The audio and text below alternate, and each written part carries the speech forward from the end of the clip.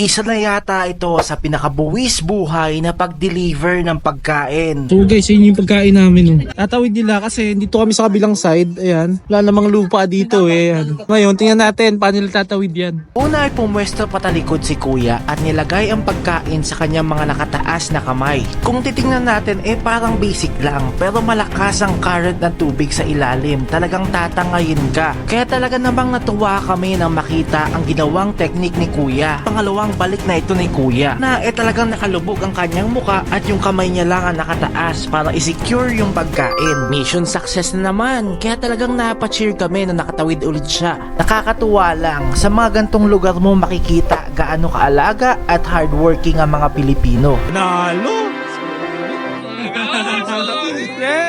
Masaya kami at makakakain na. Para suportahan natin ang hanap buhay nila kuya, bisita kayo dito sa Minalungaw National Park. Napakaganda